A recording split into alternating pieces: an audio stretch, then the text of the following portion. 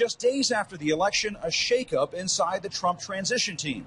Vice President-elect Mike Pence has taken over Trump's transition efforts, bumping New Jersey Governor Chris Christie down to vice chairman, along with Alabama Senator Jeff Sessions, former New York Mayor Rudy Giuliani, retired Lieutenant General Mike Flynn, Newt Gingrich, and Dr. Ben Carson.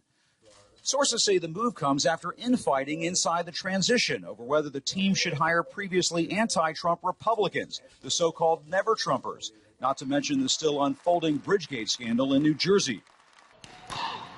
But the incoming administration is facing a more pressing concern, the continued protests against the president-elect flaring up across the country.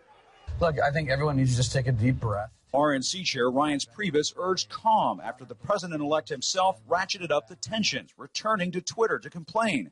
Just had a very open and successful presidential election. Now professional protesters, incited by the media, are protesting. Very unfair. A gripe he walked back, later tweeting, "Love the fact that the small groups of protesters last night have passion for our great country. We will all come together and be proud."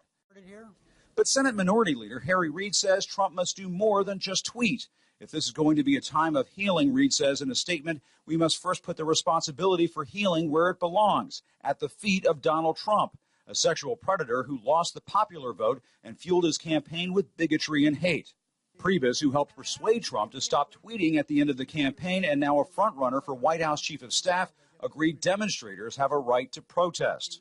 I understand the First Amendment of the Bill of Rights, but this election's over now, and we have a president-elect who has done everything he can do over the last 48 hours to say, let's bring people together.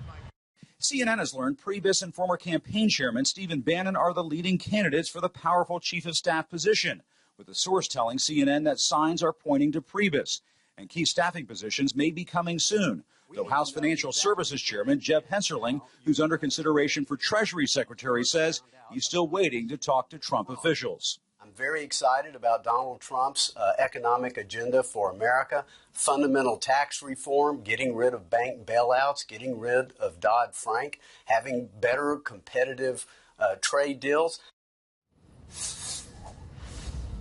And there are some familiar names mentioned on the Trump transition team's executive committee, including his children, Ivanka Trump, Don Trump Jr., and Eric Trump. The team's new executive director, Rick Dearborn, replaces Rich Bagger, who is also, by the way, Jake, tied to Christie. We should point out the Wall Street Journal just came out with an interview that they did with Donald Trump. He mentions in that interview that he's open to keeping parts of Obamacare, the Affordable Care Act, which is interesting because that is something he vowed to repeal during the campaign.